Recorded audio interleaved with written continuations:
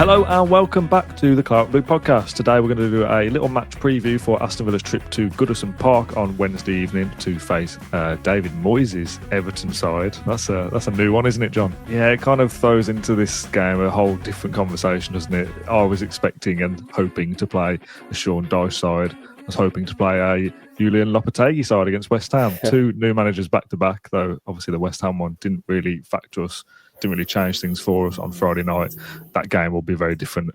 West Ham in the Premier League in a few weeks' time. We're here today to talk about Everton. This podcast is, of course, sponsored by NordVPN, and there is a tantalising discount code in the top line of the description if you want to get your hands on the 2-year plan. I'm your host, Dan Rolinson, joined by a John Townley in multiple layers. Yeah, yes. Cold. I was outside just then, and I've got places to be today, so I thought, well, let's not waste time. I'll keep my layers on. It's quite cosy, so... I will be wearing multiple layers again on Wednesday night at Goodison Park. The final time I'll be at Goodison Park, obviously, because Villa, unless we play in the FA Cup. I was about to say exactly the same thing. Yeah. If we beat Spurs, Everton beat Bournemouth, and we get Everton in the 5th round or beyond, you could go to Goodison Park again, but in all likelihood, one of those teams won't make it through, I don't think, and you won't be going again. I remember saying last year that Goodison Park really underwhelmed me, actually, when I went for the first time last season, not because the press facilities are really cramped and old, but just the atmosphere was really bad. But I think that's probably because of kind of Sean Dyche. And we won't get into all the stats, but we were reading some stats earlier, weren't we, Dan? Not that we're trying to keep them to ourselves because this is a preview, but, like open play goals, like an all-time low, all those things. And it was obviously a 0-0. They love a 0-0, or they did love a 0-0. We'll kind of get on to what Moyes may change or how it will be different. But I remember last year kind of just experiencing it, and I was like, I know that this can be better in terms of like Goodison Park. Cool stadium, historic. I much prefer that than the new Tottenham ground, for example, like all day long. So with a bit of character. The atmosphere was really poor, but that was because of their situation, I think. You'll see a very different Goodison Park on Wednesday night. That's what I'm getting to, yeah. So it's going to be, it's going to be difficult for us. I was thinking going into this match, although Villa's away form has been really poor, lost 5 in the league away from home consecutively for the first time since we got relegated in that dreadful season, which is a pretty bad stat, to be honest. And now we're going to Goodison thinking, well, actually, this is a poor side. If we can get a goal or 2, we will win the game. That may look different now. Obviously, with Moyes coming in, the players are going to fight more. I did actually watch their Peterborough match, which says a lot about what I was doing on Thursday night. Nothing. And Everton weren't very good either. So I did think there might be a lift for that because, Dyche is gone. It's kind of like a new start, and they have Baines and Coleman. Impress the manager, basically. Yeah, and Baines and Coleman on the sidelines, which, is pretty cool for them, I suppose. They weren't anything special at all. In fact, I think Peterborough were unlucky not to have taken it to extra time. So that's filled me with a bit of confidence because ultimately this is a group of players who aren't particularly strong. However, in the days that Moyes is going to have before the match, I'm sure he'll get something out of them in terms of a structure and a way of playing that is essentially going to prevent us to scoring. That'll be his plan, to keep it tight like Dyche did previously. Going forward, they do have limitations. I think they've got a couple of decent players, but apart from that, it's pretty slim pickings. But again, we're going to have to just match their intensity and their fight, essentially. That's what we need to do. And if we do that, I think we can definitely win the game. Having looked through Aston Villa versus Everton on 11v11.com, the kind of history website that has every fixture ever against an opposition, obviously, as we know, the most played football league, most tied. What is it? The most played football match in English football or whatever. Who cares? Yeah. We hear it every single time. Very good record against Everton, as we all know, since promotion. This will be the 12th game against them in the Premier League, and we've not lost. Our only defeat coming in the League Cup fixture last year at Villa Park. A lot of wins in there for Villa, a couple of draws, but a good record against them. As much as we have this kind of caveat of, well, Moyes is expectedly going to be better than Dyche, maybe not immediately, but in the next year or two, I expect Everton to, I don't know, maybe get themselves back into a top half side. Is what is Everton's ambitions? I don't know, but to get around mid-table mediocrity, be safe, be kind of okay in the long run, get themselves established in the new stadium, and then kind of go from there. Whether David Moyes can do that as instantly as this Wednesday, I doubt it. They're still a poor side, and they're still a side that Villa should be beating. And if we have aspirations of finishing the top 6, whether it's away or not, these are the games I feel you've got to just go and get the job done and win. If that means Villa have to kind of get involved in a scrap with Everton, but they come away with 3 points, so be it. Yeah. I'd almost like us to do that, to be fair, and that is how we're going to have to win the game. We did a podcasting with the other day, Dan, about kind of explaining where we are in terms of how many points we need this season to finish where we'd like to, that sort of thing. And we have identified these next 5 games as really big opportunities to win football matches, essentially. It was Everton, Arsenal away, which is now, a fixture that I think Villa can go and get something from. But also you've got Ipswich, haven't you? You've got Wolves and West Ham at home. So, and it was Leicester last week as well, so that was kind of moves on one more game, doesn't it, with West Ham at the other end of it. Yeah, this is a really good opportunity for us to get 4 wins out of 5, basically. Whether we will or not, I'm not sure, but it's there for us. We could go this run unbeaten as well. All those things are there for us if we can play to our best, essentially, and obviously movement in the transfer window as well. That will help us kind of after this period, really, because even if players sign next week, then they'll need a little bedding in period, and then you've got the second half of the season where the games are quite notably more difficult, in my opinion. But that's when you have the kind of incentive to take points off those sides around you, and we'll see how they fare over the next couple of months as well, because the season has been a really strange one, I think, for a number of teams, and all of a sudden now Newcastle are the favourites for top 4. Forest, they've had a fantastic first half of the season. Will they carry on? I think they probably will. But equally, we need to just kind of focus on ourselves. If we can get the wins that we need over the next couple of weeks, or 3 weeks, then we'll be, remaining in a strong position. But that does start with Everton, because you're right, this is a big chance for us to continue our strong form against them. I do have a thing of like when we have really good form against a certain team, or we always win in one stadium, I always think, well, next year, for example, I'm already thinking, Craven Cottage next year. Well, we've won there twice in a row. Can we do it again? Like, we are a good team now, so yeah, of course we can.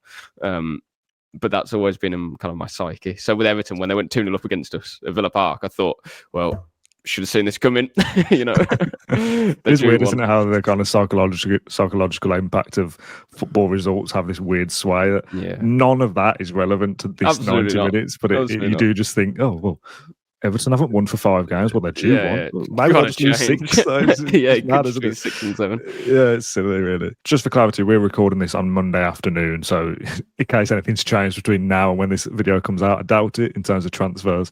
But this is before the press conference as well, so we don't know anything about potential injuries since West Ham. So we are going to go through like picking an 11, but take a pinch of salt that Emery might say something that throws something at us. This podcast will come out before the presser, by the way, so there is a press conference later today as this video comes out. Let's go through picking an 11. Duran and Watkins is probably an easy talking point to start with. Obviously, Watkins played the last couple because of Duran's suspension. Gets the assist on Friday. What would you do if you're in charge, if you're going to Goodison on the team coach rather than to sit in the cramped press box, and you're picking an 11? Whose name are you writing at the top of the piece of paper? It's a really difficult... Well, some people, they won't be saying it's difficult. I'm still really torn about this kind of topic. I don't know about you, Dan, but for us, I feel like Watkins is playing a bit out of confidence and not to his best level. And he has been like that for most of the season. However, he's still getting contributions. He's still getting assists. And he got a few goals in the last few weeks as well. And scored a couple of penalties, I think. Again, assists. But then Duran is bringing you something, an informed striker, kind of relishing the challenge of keeping his starting place. I think I would probably start Duran because of what I've just said there about kind of where he is. I presume in training he's been kind of as confident as he was before his ban. I don't think he's the kind of player who will be affected negatively by that. I think, if anything, that will row him up the wrong way, and he'll use that to, Villa's benefit, essentially. Although score a hat-trick and say, basically, to Premier League. Ideally, yeah. The only other thing I would say is that Everton do have some experienced centre halves, and they would be able to, understand this situation that they could probably provoke as well. Not saying that Duran is kind of easily provoked, but in terms of, they've seen the Newcastle incident and they know that maybe he could be a hothead. I'm not saying that was the situation. I've said before that I think there was kind of prejudice really to suggest that Duran, Anthony Taylor, he's holding another part of his body. Duran must have kicked him or stamped on him or whatever. I do think that the Duran, who he is, I think that played into his mind, Anthony Taylor. But anyway, but the Everton players will be thinking that as well, probably, and trying to, they'll be pinching him and pushing him and all that sort of stuff. So hopefully Duran reacts in the right way if he plays. The only thing I'd say is that Watkins has a really good record against Everton and has scored at Goodison a few times. So it is a difficult situation for Emery to deal with. I think it's probably made it easier in a way that we play lots of games in a short amount of time. So if Duran is on the bench, I don't think anyone can be surprised about that, because we have Arsenal, then we have the Champions League, which is coming very quickly. Then we have Champions League again after we play West Ham in the middle of those games. So yeah, Duran will start most of the matches, I think, in the next few weeks. But I think he may just keep Watkins in the 11 just for kind of continuity. And then you bring Duran off the bench. He nearly scored at Goodison last year. When he came off the bench, Duran as well, was kind of a little flick on at the near post, I think, and it went just wide. That is definitely the big topic, but I wouldn't be surprised if Watkins played from the off, and then maybe Duran comes on, does well, and then starts against Arsenal. I think this all depends on what Watkins does. If he keeps his place and plays well, then he stays in the team, because we know what a good talent Duran is and what he can do off the bench. It's better than what Watkins can do off the bench, I think. Yeah, I think ideally Emery wants to have an informed Watkins and start him, then have the luxury of bringing on Duran on 60. I think that's the ideal situation, because we have two very good strikers then. I think if he starts Duran, then that means that Watkins is out of confidence and form. So lots of games coming up, they'll both get their fair share. Yeah, and it's kind of the perfect scenario. This is what you want. When we get that team sheet on Wednesday night, whoever it is, I am happy. But I believe in Watkins to find a bit of form and could score a brace against Everton and win us the game. We'll go, that's the Watkins that we know. If Durani's back, hopefully he's hungry and wants to make up for lost time over the last few weeks and scores a brace himself. Like, there's no kind of losing as a Villa fan with these two players. If either play, I'm happy. I personally think Duran will start. I can see the game being one of those kind of gritty, frustrating games where we don't get many chances, and it might take Duran cracking one off from 20 yards and that being the winner, and he's more likely to do that than Watkins. Yeah, that's fair enough, and I think you made a good point there to kind of going into the Steven Gerrard territory of kind of a moment of magic, but kind of wrong. Some games require that. Yeah. It was more that he pinned everything on that and continue doing it specifically. But no, you are correct there, Dan. This may be a game that's quite attritional, and it may be after 45 minutes we haven't had a shot again, like against West Ham, because Moyes' first game. They'll be happy with that. Everton, I think they'd be happy to have no shots for either side in 90 minutes. So we do need something a bit more. So yeah, it's going to be an interesting decision for Emery to make. If you got to pick a rest of the 11, Onana, former Everton player, coming in with Kamara, Tielemans further forward still, like, what would that look like? I think Onana coming into the team would make sense, especially because McGinn isn't available. I think you need a bit of steel in that midfield, so I wouldn't be surprised if he plays Kamara and Onana, and then Tielemans a bit more further forward. My only counterpoint to that, sorry to interrupt, is that if they start, who comes off the bench if we need it? No McGinn, no Barkley. Do you know what I mean? Like, if we need a midfield option, who is that? There isn't like a central midfielder, like Buendia, but like if you're bringing off Kamara, you're going to bring Buendia. Yeah, and I get that. I think you could. How you would do it would just be manoeuvring the side a bit. You'd bring Tielemans back, or then bring someone else on, be it Buendia, or as you say. I get what you're saying, but I don't think there's like fresh legs in the middle. Like, no, doesn't play. Tielemans and Kamara as the two, Ramsey, Rogers, Bailey as the three behind Duran. Let's say you could then have Onana to come off and change it in the middle if you. We are now light in that position because no Barkley, but I think you've got to play the team that you think's going to beat Everton rather than the team that you think may struggle, and then you need something else, if that makes sense. Yeah, fair. Yeah. I think the big talking point, and again, we're doing this a day before the press conference anyway, would be Martinez. Is he fit? That would obviously be a major blow if he's not available to play. So hopefully he is. Emery did say after the game that he and I could kind of tell by his body language as well. He made it out like, yeah, I think he will be, but we'll have to kind of monitor him. I think it's a situation where Martinez, he knows will play, even if he's in a bit of pain, but sometimes you need to take precautions, and that's what they did against West Ham. Yeah, we really do need him to be fit, because if he's not fit against Everton, or maybe he's not fit against Arsenal, and there's 2 games where you have no Martinez, so hopefully he'll be fine for Everton and he'll get through it. You would like to think they feel like they could have sacrificed West Ham to get him fit for Everton and Arsenal and beyond, rather than play him in the West Ham game, which was a strong 11, and he could have played in that in terms of the rest of how the rest of the team looked. But then if he aggravated what he had and missed Everton and Arsenal, that's the trade-off that Villa didn't want to gamble with. So I'd be pretty surprised if Martinez didn't play on Wednesday, obviously pending what Emery says. Yeah, and then the back line, you presume, would be Cash Conser, Mings and Luca Dean. Would you presume? I think Matson might start. Do you? Yeah. Just as an outlet. I agree with that. I've said, I prefer Matson's profile to Luca Dean's. However, we know how kind of solid and robust Dean has been. I think in this game, is it worth taking? No, I'm not saying taking a risk, but we know what Dean is and we know exactly what he brings. He won't be affected by Goodison shouting at him if they do. He'll block that out, and you know that he's just a steady head. And I think in this game, that's what you need against a side like Everton under David Moyes as well. So I'm happy to see Dean there. That's kind of like a no frills but no risk kind of thing. I think Maatsen, gives you a bit more, and that's something you could bring off the bench, because you say, Dan, we don't have many options if that's the side that we're playing. Who comes on? It would be Buendia or Ramsey, and I'd rather have Maatsen come off the bench than Luca Dean. Is what I'm trying to get at there. So Martinez, Cash, Conser, Mings playing again, who kind of has to, but another game for him to kind of deal with. Dean, Kamara, Anana, Bailey, Tielemans, Rodgers, Duran/Watkins, depending on what side of the fence you're on. Yeah, and I think that's a team that can definitely beat Everton. Kind of no doubts about it. It's just that we have to match their fight. I think the fact that they've appointed Moyes kind of a few days in advance, we can almost prepare a bit better, because we know what Moyes likes to do. It doesn't usually change from club to club. Like, it's pretty set what he does. So Emery will be aware of that. The players will have kind of the mentality of like, well, we've known this for a few days. There's no excuse to go to Goodison and not put in as much effort as they will, is what I'm trying to get at. If it was, a day before and it's kind of fresh, it's still, but this is 4 or 5 days after the event when we play them. So I'm sure we'll be up for it. How much do you reckon that Moyes factor is a part of this game? I think it's massive, yeah. In terms of the atmosphere and stuff, I think it is. But in terms of the actual football, is there a massive difference between Dyche ball and Moyes ball?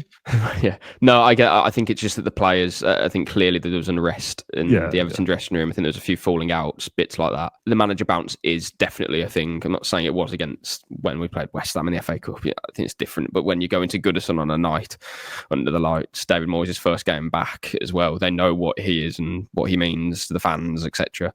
The players know that they're fighting for their Premier League futures, not just at Everton, but in general. If they get relegated, you're a Championship player, then where are you going to go? Turkey. God, no offense to Turkey, but you know what I'm saying. They're going to have to move their families about and stuff. Like, you want to obviously stay in that division for lots of different reasons. So yeah, Moyes definitely gives them a much better chance of doing that. And starting with Villa, I think they'll be relishing that. A team who, again, is so, we know we've had a really poor run away from home. So for them, this would be a chance to, get a scalp essentially, because I don't think they would have expected to beat us, certainly before they appointed Moyes. And now, again, they might not beat us and they may not be as confident as what I've just said there, but they've got a much better chance of getting a result. And that's the key thing. We need to win this game. Our chances of doing that have been decreased by what? I don't know, but certainly been decreased, because I don't think they were really playing for Dyche, in all honesty. I agree, yeah. They'll certainly put up a good battle for Moyes. And their fans will have that feeling that we have the opposite of, where they'll look at that run of recent form since Villa were promoted and think, we owe Villa one. I'm sick of losing to them. Like, we've got to beat them at some point in the league. So, for them, what better time to do it in Moyes' first game back on TV Wednesday night, kind of not get themselves clear of relegation, but they're 16th at the moment. Another win doesn't move the needle in terms of league position, but potentially, depending on other results, Wolves play Newcastle, Ipswich play Brighton. You'd expect those two to lose. If Everton do get something, there is a bit of daylight there between them and the bottom three. So there's plenty of things for Everton, but I still can't escape the fact that they're just not very good, and Villa should be going there and winning the game. I know he's not there anymore, but since Dyche's appointment, I saw a stat earlier of like the league table since he was there till now. I think it was something like January 2023. They were bottom. Obviously, it took out teams that have been since relegated, but teams that have been ever present in the league since he was appointed, they were bottom, something like 70 points in about 70 games off the top of my head. Villa were fourth, incidentally, in that time. So it's one of those, I just feel like we're better than these. Like, we have to just go and get the job done. And I don't mean that in an arrogant way. We're entitled just to win a game. We still have to go in and put the hard yards. But come on, these are the games you have to be winning if you want to be serious about finishing in the top 6, top 5. Yeah. It's just a shame that they've changed the manager, which just makes it that bit harder. But by what? We'll wait and see. You're right. You are right, though, Dan, when it's 11 players against 11 players on the pitch.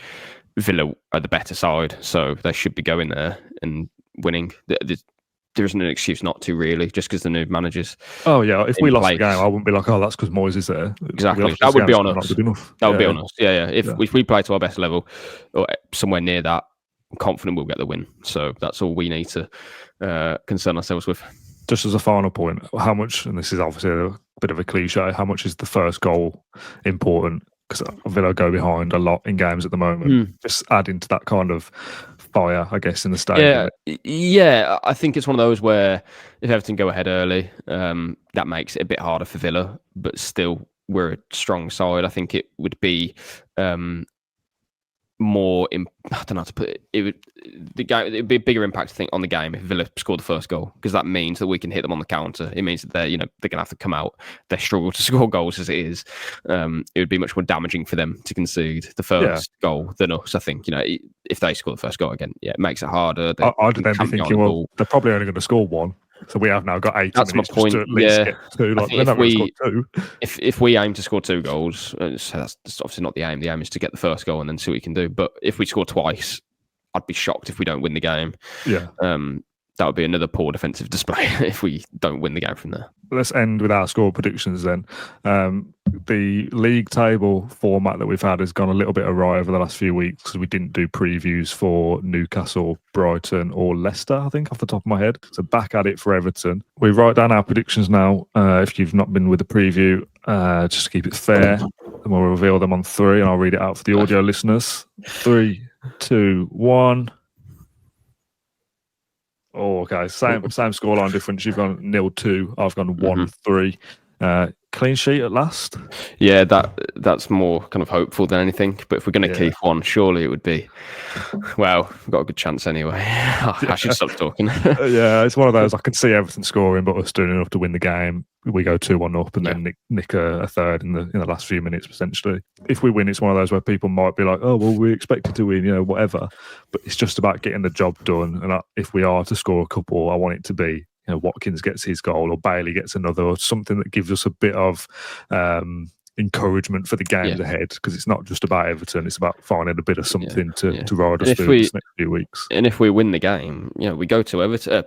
Don't get to Everton again, thank God. We go to Arsenal, and that would be, we're full of confidence then. We're full of belief that we can get something against a side who are, struggling by their own standards. So, but we need to respect Everton a lot. They will be bang up for it, and Arsenal, might not be. So, obviously we'll talk about Arsenal at the back end of the week. We'll do a preview for that on Friday. But they play Spurs this midweek, so if they don't get anything and Villa do, that gap between Villa and Arsenal. If Arsenal closer, and then we play them, and there's if Arsenal don't get anything against Spurs as well, that's like I think it'd be quite toxic almost at the Emirates on Saturday, especially if we can stifle them. So yeah, an interesting couple of games for Villa. That'll do us for this bonus preview, John. Obviously not kind of inside the press conference because it hasn't happened yet, but this is the only time we could record this episode with it being a midweek game. We are doing a post-match show for Everton. It's a 7:30 kickoff on TNT Sport, so we'll be live around 9:30ish, something like that. That'll be me and potentially Kendrick or Rob Warner or somebody like that, one of the usual faces. John, thank you for joining me on this one. Thank you for watching or listening to this episode of the Claret Blue podcast, and we'll see you Wednesday night.